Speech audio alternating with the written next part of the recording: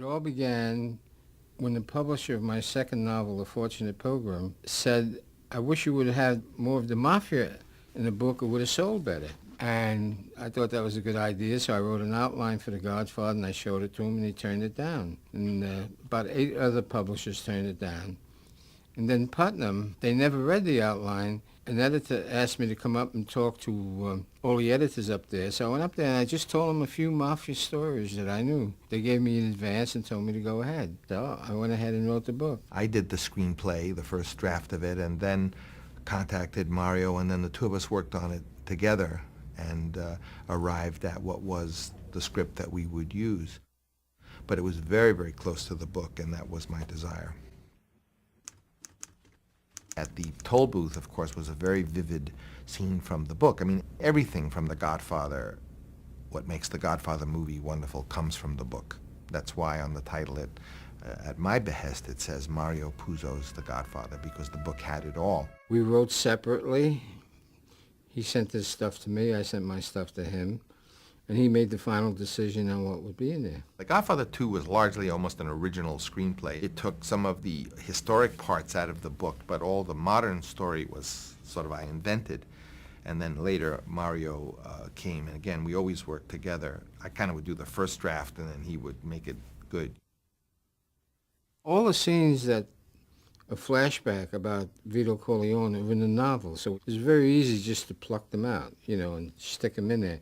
The way Francis did it was great because he had that guy singing on the stage. What happened was this crazy idea of how could we do the young Vito Corleone, since Marlon Brando by that point didn't want to work with us anymore because they hadn't paid him anything. And I began to have this crazy idea that we could cast another actor to play Marlon Brando as a young part, and of course I had my eye on Robert De Niro, whom I had met in the casting of the first one. And in fact, Bobby De Niro noticed I was always looking at him, and what I was looking at was that, yes, I saw some sort of relevance that he could play, not maybe Marlon Brando as a young man, but he could play Vito Corleone as a young man. And that was my concept, and that was a very far-out concept in those days, and I would not have been able to do it had I not had the power that I had secured by saying no one can have any say over the casting. With that idea, and my idea to tell the story of the father and the son in parallel action. It wasn't really so much flashbacks in my mind, but I'd always wanted to write a screenplay that told the story of a father and the son at the same age, say they were both in their 30s, and you would interrelate the two characters.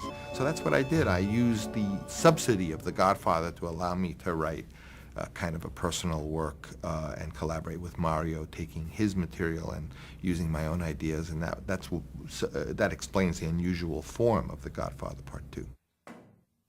We had a disagreement about killing Fredo. I didn't want Fredo to be killed. Francis was adamant, so I said, okay, but you can't kill him until the mother dies. And he accepted that. Psychologically, I felt that if Michael killed his brother while his mother was still alive, the audience would never forgive him. There were many scripts written for a third Godfather, and none of them, however, involved Al, and I felt that Al was always the main character of the first Godfather, of the second Godfather, and I thought it was crazy to try to make a third one in which he was not. And of course, at that point, it was a very different kind of story. For one thing, it was the resolution of the story. And I, in fact, wanted the third movie not to be called The Godfather Part 3. They refused, and I argued, but I didn't have the power that I had the second time around, and so it was released as The Godfather Part 3, whereas it should have been called The Death of Michael Corleone. Now, on Godfather 3, I worked more closely with Francis than on the other two scripts. We spent a couple of weeks in a Reno gambling hotel working on it. A lot of the scripts for the Godfather sequel that other people wrote were about drug deals and, big drug cartels, and had a lot of, shooting and what have you. And I'm sure I went the more kind of unusual way, making it be more a story of redemption and of the kind of going back to the Sicilian roots, but that was what my instinct took me to. I really hope there'll be a Godfather 4 because I see it so clearly as something that will really, really work, that it would be in the 1920s, that the Sonny, played by Jimmy Caan, we'd have to find a new Jimmy Caan, would be the hero, the carrying force of the picture, besides the Godfather. And the Godfather would be more important.